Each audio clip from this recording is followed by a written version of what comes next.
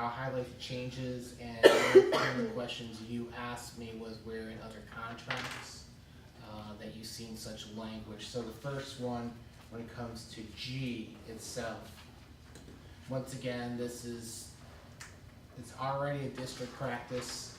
There has been nothing to change over there. And one thing you asked me beforehand, Mr. Beeson, is show other particular contracts across the state where that's available. I have given you, I'm going to give you these particular ones, and that was a smattering. That is not every single contract in the entire state or something like that. I just grabbed a couple of them to show where information of how they have been stored and where one of them's from Alachua, I can tell you, and if I'm not mistaken, the other one is from the Indian River area. Here. Maybe it was in here.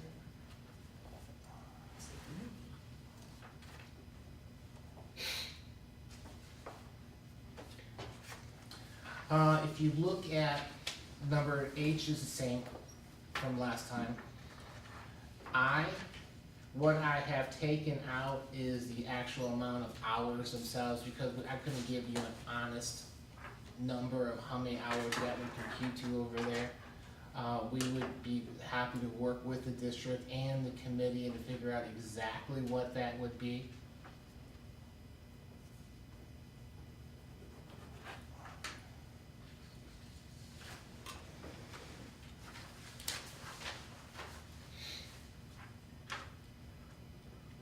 Trying to see where you had hours in the first one.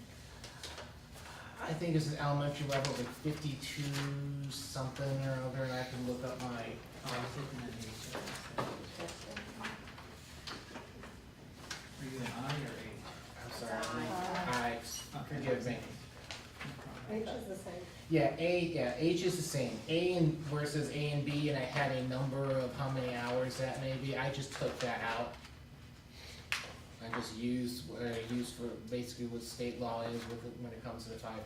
Try to calculate that.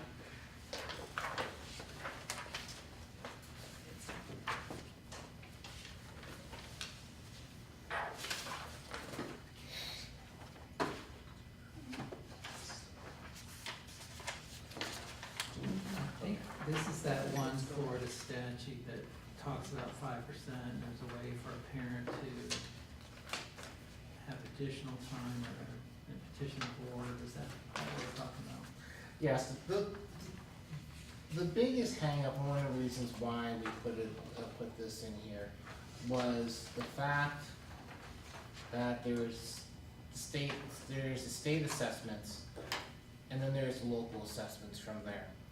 One of the problems that have occurred throughout different counties when it comes to that is when the principals have mandated certain tests to be taken within the schools. Now, I'm not gonna say that there is a Nassau County administrator that has violated that of any sort, okay? But there has been throughout the state that have really tiptoed on that line of how many it would be.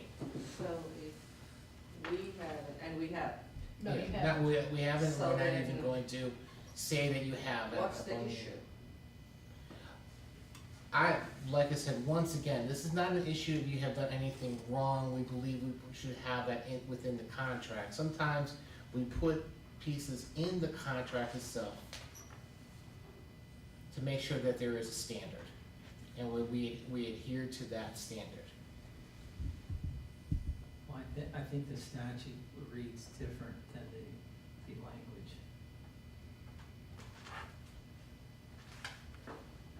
It says the district must secure, it says, it talks about the 5% total, then it says the district must secure written consent from a student's parent for administrating district required local assessments that, after applicable statewide standardized assessments are scheduled to exceed the 5% limit for the student under this paragraph, and then it goes on and on and on about IEPs And basically, we are trying to say, there are certain tests that the state has to, or the teacher has to put forth. But there's also some times where we abuse the testing situation. This is where it kind of comes down to, where there's administrators that have that extra amount. So yes, the students are not allowed to go past that 5%, but we have to make sure as administration, as a school district, that we do not break that threshold. I think we can, the statute's allow you to go beyond it if there's a special situation and parent consents. Okay. That's what I'm saying. I'm not saying that our goal is to everybody knows there's enough testing. Mm-hmm.